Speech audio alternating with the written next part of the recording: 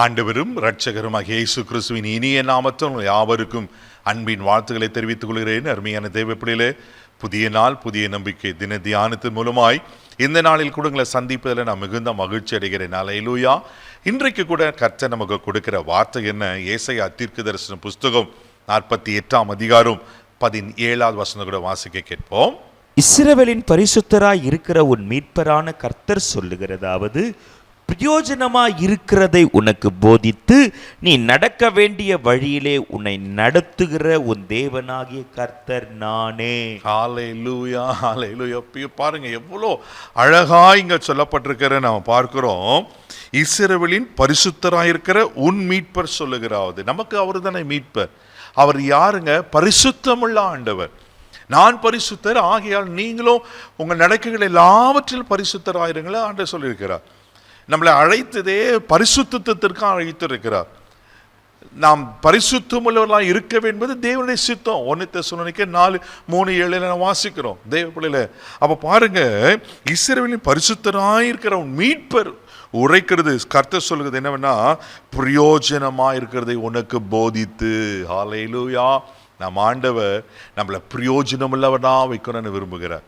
நாம் பிரயோஜனமான காரியங்களை செய்ய வேண்டும் என்று விரும்புகிறார். அதனால இங்க சொல்லப்பட்டிருக்கு, உனக்கு பிரயோஜனமா இருக்கிறதுல உனக்கு நான் போதிப்பேன். நாம் நடக்க வேண்டிய வழியில அவர் நம்மை நடத்துகிற ஆண்டவராக இருக்கிறார். ஆமென்.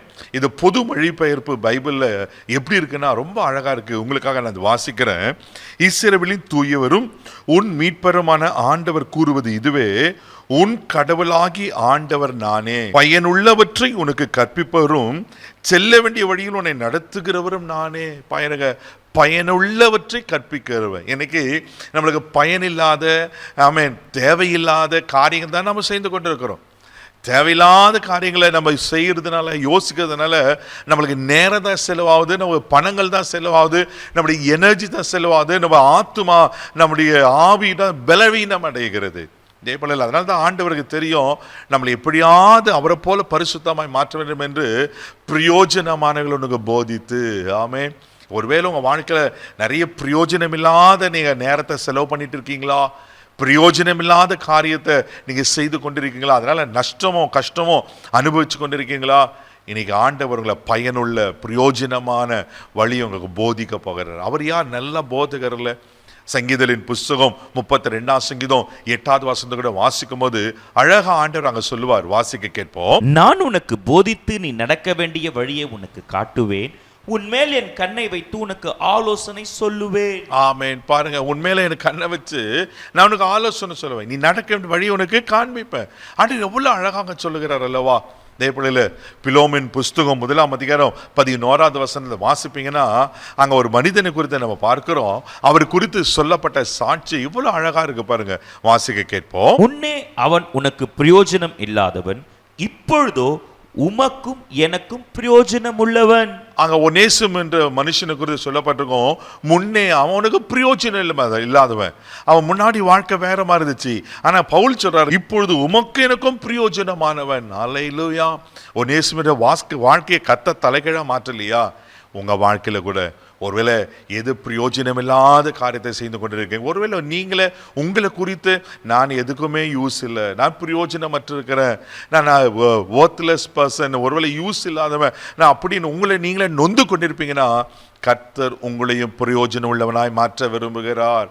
இதை நம்புங்க தேவ பிள்ளையில, இதை விசுவாசிங்க தேவ பிள்ளையில. நீங்க ஆண்டவருக்கு பிரயோஜனம், ஆண்டவருக்கு பயனுள்ள பாத்திரம். ஆமே. ஆண்டவர்கள் அப்படி மாற்றுவதற்கு உண்மையில இருக்கிறார். அது நம்ம பலத்தால முடியாது. அதனால தான் ஆண்டவர் சொல்றாரு, நான் உனக்கு போதித்து நீ செல்ல வேண்டிய வழியில உன்னை நடத்துகிற உன் தேவனாக கர்த்தர் உங்களை பிரயோஜனமுள்ள பாத்திரமா மாற்றுவாரு, பிரயோஜனமான காரியங்களை செய்ய வைப்பாரு. அவர் உங்களுக்கு போதித்து நீங்க நடக்க வேண்டிய பிரயோஜனமான வழியில உங்களை நடத்த அவர் உண்மையில இருக்கிறார். இதை நம்புங்க தேவ பிள்ளையில. கண்களை அப்படி நம்ம செபிக்கலாம். அன்பு தகப்பனே, உமக்கு நன்றி சொல்லி துதிக்கிறோம், ஸ்தோத்திரிக்கிறப்பா. பிரயோஜனமானவர்களை எங்களை போதிக்கிற கர்த்தராண்டவரே.